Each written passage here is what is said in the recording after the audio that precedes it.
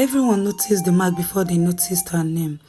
It stretched from the left side of AMARA'S face, starting just above her cheekbone, running across her eye, and spilling like dark ink towards her jaw.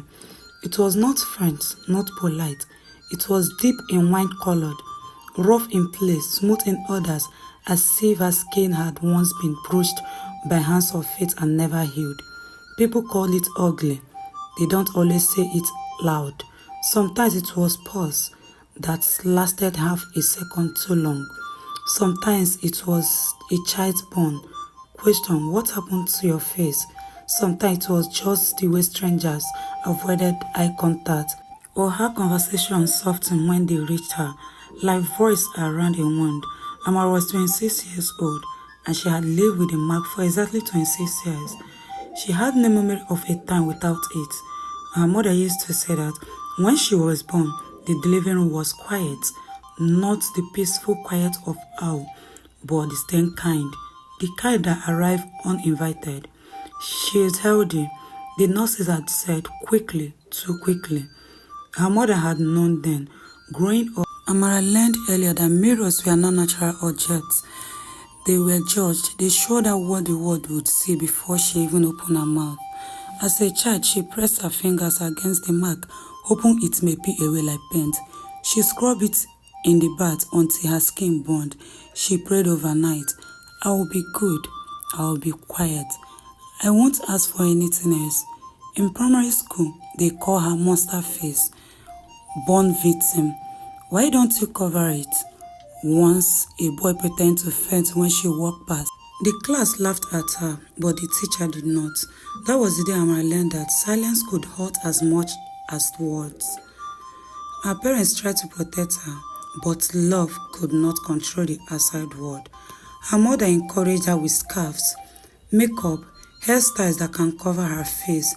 Her father taught her to look people in the eyes anyway.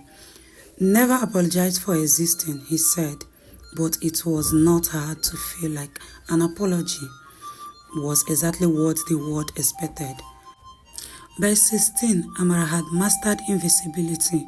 She sat at the back of the rooms. She spoke softly. She dressed plainly, avoiding anything that might draw attention to her face. Compliments, when they came, were strange things.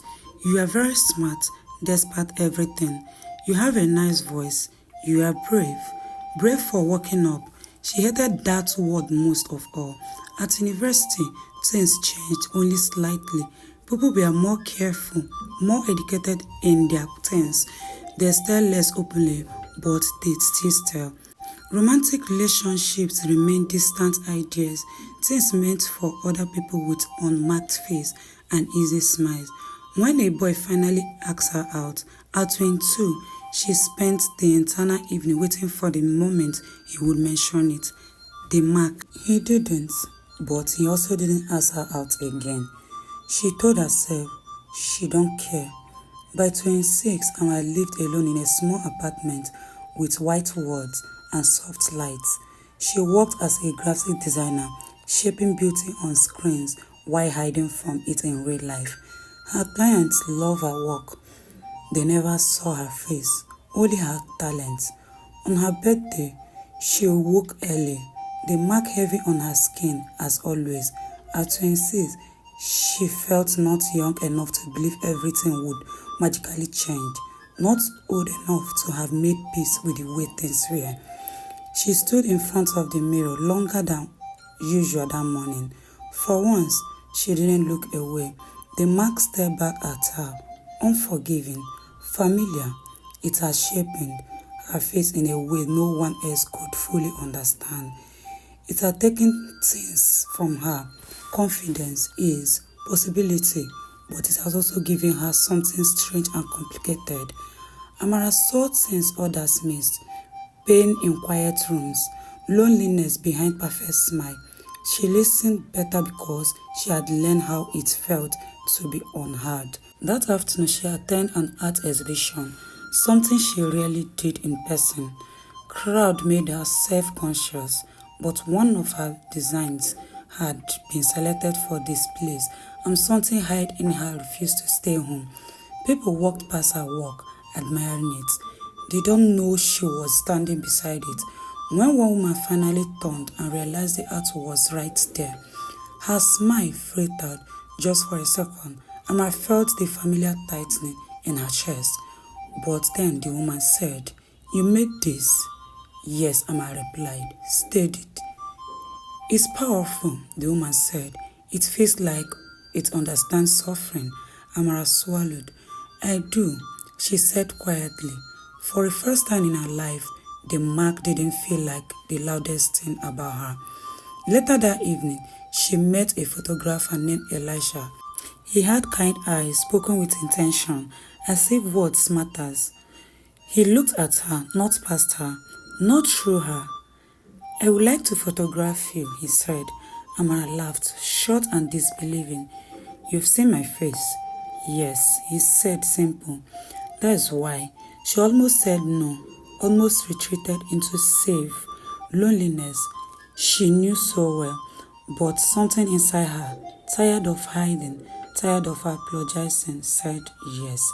The photo shoot was terrifying. She sat under soft light, her mark fully visible. No angles to hide it, no editing to erase it. She expected to feel exposed, ashamed. Instead, something unexpected happened. She felt seen. When Elijah showed her the photos, Amara cried. Not because the mark was gone.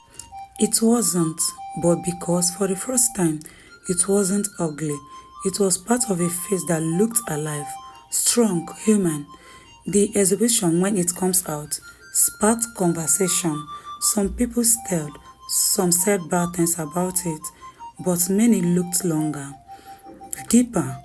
A young girl with a scar on her neck came up to Amara one day and said to her, "You are beautiful." Amara knelt down, heartbroken, open. "So you are." The mark didn't disappear. It never would, but it stopped being a prison. At 26, Amara finally understood something no mirror had ever shown her. Beauty was not the absence of flaws, but the courage to exist loudly in their presence. And for the first time, she breathed, fully, freely, mark and all.